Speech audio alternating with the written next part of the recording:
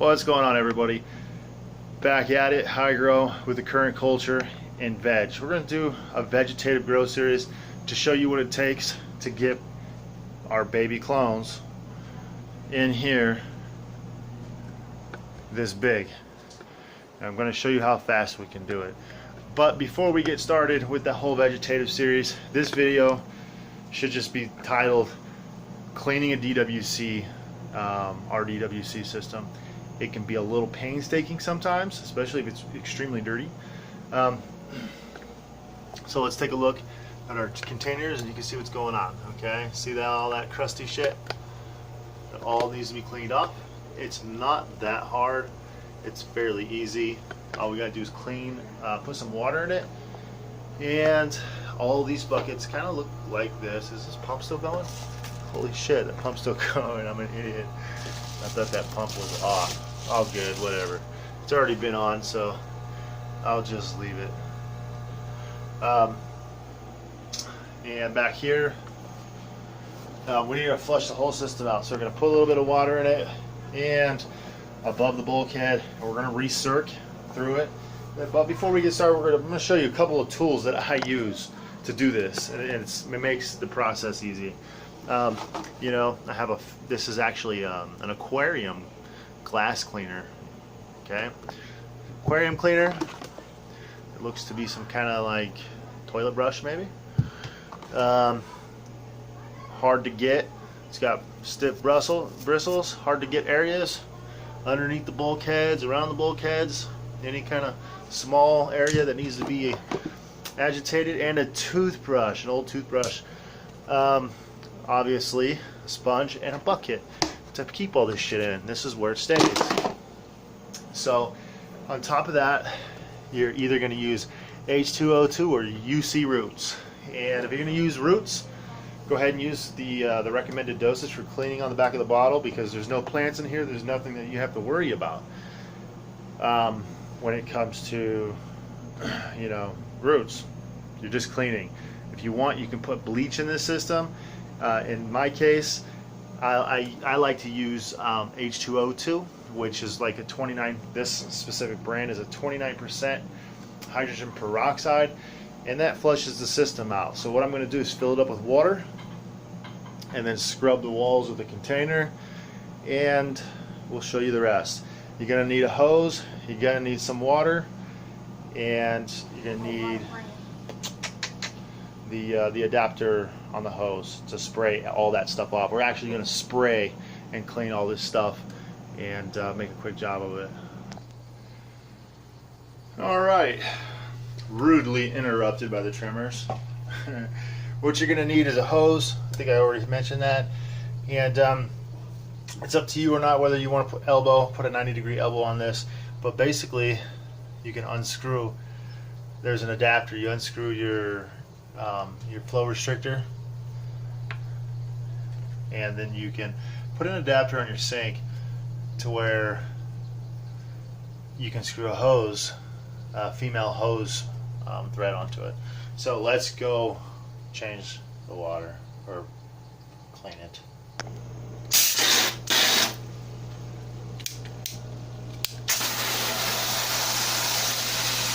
Oh, this piece of shit's leaking. There you go. Make sure you get some quality stuff. You know, you just basically gonna rinse out these containers just like this. And I personally like this center. There it is. That's the spray pattern I like.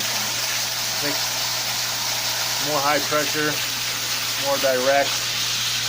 And I basically just do this all the way around the container until the containers are full of water. You know, full enough to recirculate them. Then I'm going to add some hydrogen peroxide, and we're going to scrub it with our little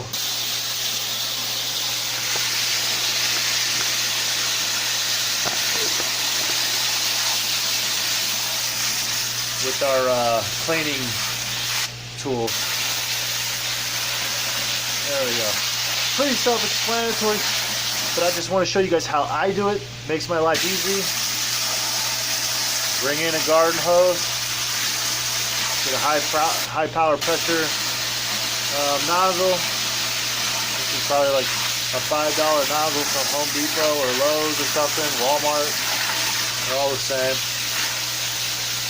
But that one feature on it is it's called the center for some reason. And it just like blasts it out, pretty high pressure than the rest of them. It's all cruddy in there. You want to blast all that stuff off the walls as much as possible around the bulkhead fitting.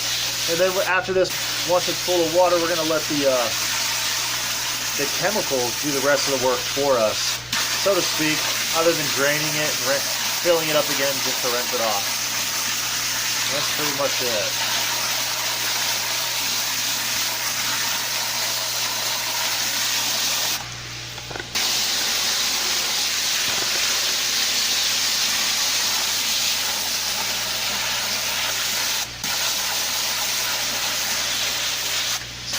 You just blast that shit right off the sides of the containers, which is good, so we don't have to scrub as hard.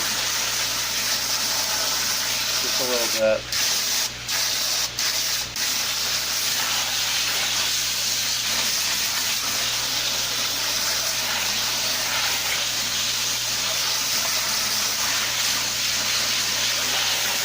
There we go. Let's finish up the rest of the containers just like that. When you get to the diaphragm with the epicenter, this is the epicenter. You can see how this bladder right here, this air diaphragm, has already been cleaned. I've already scrubbed it, but you can see that the bulkhead is kind of. Move my fat head out of the way. You might be able to see it right there. It's kind of a little dirty. You can just hit it with this high pressure water. It'll just spray that gunk right off. And generally, cleaning the system sooner rather than later makes it a lot easier for you to clean. Because if you just let it sit for a long time and then go to clean it, you're going to spend 10 times the amount of time getting it clean. So don't be lazy about this. When you need to clean it, clean it. What happened in my case is I filled it up with water and UC roots, and you see the job UC roots did on that diaphragm right there. You got it spotless clean. And then I let the water evaporate on accident. Just negligence, you know, couldn't get to it. And I was busy with the flower room, busy with all kinds of other stuff. So just want to spray everything off real good. Again, we're trying to get the water level above the bulkheads, because then we're gonna see that one's been cleaned. Looks pretty good just by spraying it off with the hose. And pick up where we left off. Alright, just take our little toilet scrubber tool here, just kind of scrub the bottoms. You want to make sure you get in the walls of the container. We're gonna rinse this off anyway, so hope this isn't too redundant on cleaning. I just want to assume that everybody knows how to clean, but I realize, you know, thinking about some of the people I know in life, they actually don't know how to clean shit, which is the reason of why when you go over to somebody's house, it's just like a complete and utter fucking disaster. But if you're gonna grow DWC hydroponics, you better get used to cleaning. If you don't like cleaning, don't even think about growing like this. This isn't something that you have to do all the time.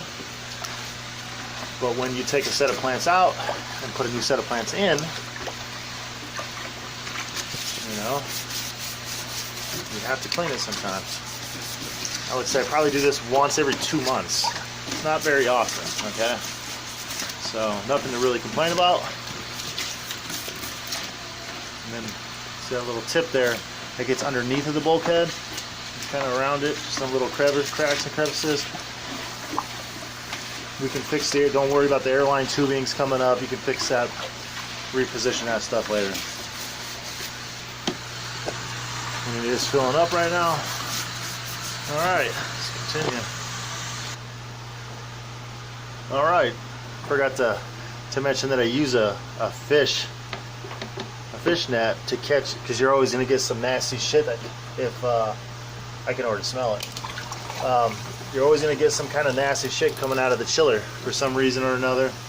The chiller likes to collect And there you see all that nasty shit coming through the water right there. Ugh, it's gross. It just smells like shit, is what it smells like. It's just coagulated water, stagnant shit sitting inside the chiller. Even though the chiller, you could leave it running. You can see it in the net right there. You could leave it running, or you could turn it off. It really don't matter. If you shut this recirculating pump off and leave water in the chiller, it's always going to stink like that. It's going to stink. It's going to collect nasty shit inside, which is why we're about to flush it out. So it's probably pretty good. And then sometimes I'll even try and work a way to bend this thing around, but I am going to add some H2O2 right now. So you see the shit that it collected. Usually it's a lot more. You gotta remember, I've already cleaned this system, but I neglected to maintain it after that, so I gotta clean it again. It's just for reassurance. You shut that water off. Like I mentioned before, you can use UC roots, you can use hydrogen peroxide. In this case, 300 milliliters of H2O2 for roughly, I don't know, this might be a 40-gallon water volume.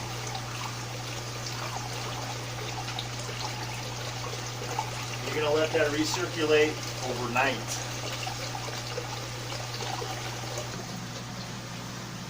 Alright, so to conclude the video without being excessively redundant about cleaning a hydroponic system, a DWC hydroponic system, tomorrow I'm going to let that peroxide work through the system. It's going to sterilize the system. Tomorrow, or just in a few hours, what you're going to see is a foamy froth. Usually you'll see a bunch of, like a foam head on top of the water. You can knock that down with the fish net. You can scoop it out. It's basically just from the bubbles producing so much oxygen. It's kind of creating a protein skimmer effect, if you know what that means. It's filtering the water with air, and the small bubbles combined with the cleaning agent of hydrogen peroxide are the bubbles are capturing the feces, or the dirtiness of the water in this case, and it'll build up a frothy foam head on top of the water. That process is called protein skimming, and it's a mechanical process of filtering water. You can also filter water with air. I don't know if anybody knew that or not. Okay, so there's a lot of ways to filter water. There's chemical. Let me see, chemical, biological, and mechanical. Those are the three ways to filter water. Just FYI, a little science fact there. So we're gonna let that work through the system. We're gonna come back tomorrow and we're gonna drain it, okay? And then I'm gonna take a shop vac and suck all the water out of the bottom of the containers. Then I'm gonna fill it up just above the bulkhead, and I'm gonna recirculate the water again with fresh tap water. This is tap water we're using. We're not using reverse osmosis water to clean the system. That would be a completely and utter waste. Recirculate, so basically we're going to fill up the containers half of where they are right now, and we're going to drain that, and then again I'm going to come in with the shop vac, and I'm going to suck the tap water out of the bottom of the modules. Then we're going to fill it up with reverse osmosis water. We're going to neutrify it, we're going to pH it, and then we're going to transplant our clones in this bad boy. Those are the Northern Light clones that we chose earlier today in the previous videos. So how to clean a DWC system. Pretty fucking simple. It's something you don't have to do very often, and if you stay on top of it, you need to get just get a bucket, basic cleaning supplies. You should already have that stuff around the house. I would hope everyone cleans their toilets. But that's it, guys. I'll catch you next time. Woo! How to clean DWC.